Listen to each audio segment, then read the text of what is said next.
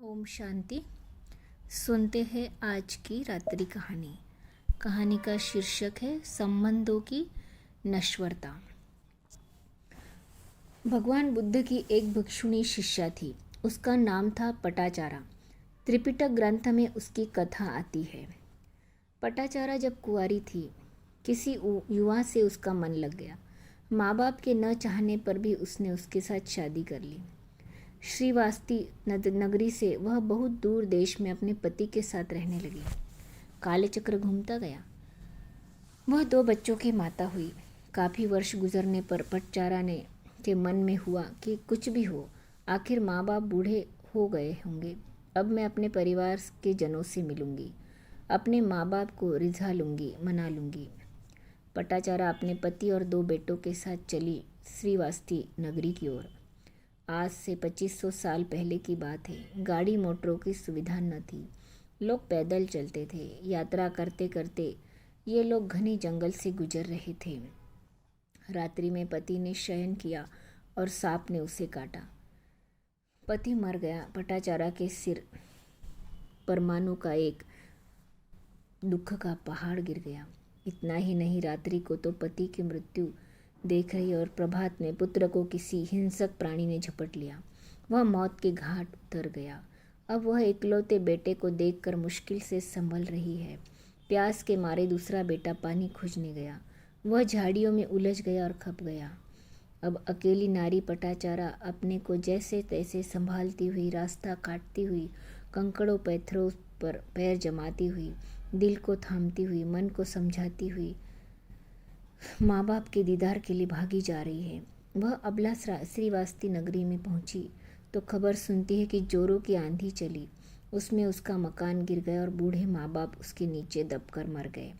पटाचारा के पैरों तलों से माने धरती खिसक रही है तो बड़ी दुखद घटना, मगर ईश्वर न जाने इस दुख के पीछे कितना सुख देना चाहता है, यह पटाचारा को पता न था।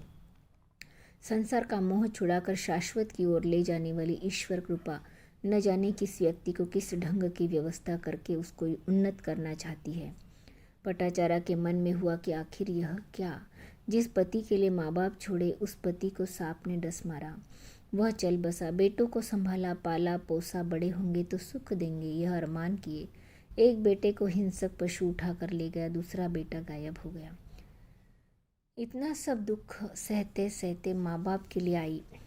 हवा के झोंके ने मकान गिरा दिया और माँ बाप दब मरे। क्या यही जीवन है? क्या यही हमारे मानव जीवन जन्म की उपलब्धि है?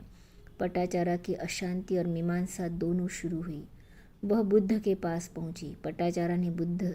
पटाचारा से बुद्ध ने कहा, पटाचारा, जो कुछ होता है जीव की उन्नति के लिए, विकास के लिए होता है। तेरे 2 पुत्र इस जन्म में तेरे पुत्र थे, परंतु न जाने कितनी बार और कितनों के पुत्र हुए और अभी न जाने किसकी कोख में होंगे, तुझे क्या पता। तेरा पति इस जन्म में तेरा पति था, परंतु करोड़ों बार न जाने कितनों का पति बना होगा। पटाचारा, तू इस जन्म में इस माँ बाप की बेटी थी, परंतु अगले जन्म में तेरे कौन माँ बाप हुए होंगे, कितने माँ बाप बदल गए होंगे, यह तुझे पता नहीं। शायद वह पता दिलाने के लिए परमात्मा ने यह व्यवस्था की हो। जगत की नश्वरता समझाते हुए बुद्ध ने पटाचारा को उपदेश दिया। पटाचारा ऐसी भिक्षुणी बनी जो उसने एक बार महिलाओं के बीच प्रवचन किया और उसी एक प्रवचन से प्रभावित होकर 500 महिलाएं साध्वी हो गई। कहाँ तो जीवन की इतनी भीषण दुखद अवस्था और कहाँ बुद्ध का मिलना, और वह ऐसी भिक्षुणी हो गई कि 500 महिलाएं एक साथ भिक्षुणी बन गई। सभी सत्संग में उसकी चर्चा होती है।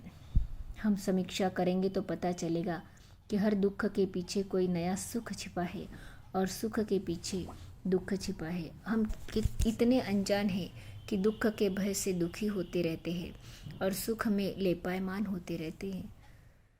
सुख और दुख की अगर ठीक से समीक्षा करेंगे तो ये सुख और दुख दोनों हमें जगाने का काम करते हैं। अच्छा, ओम शांति।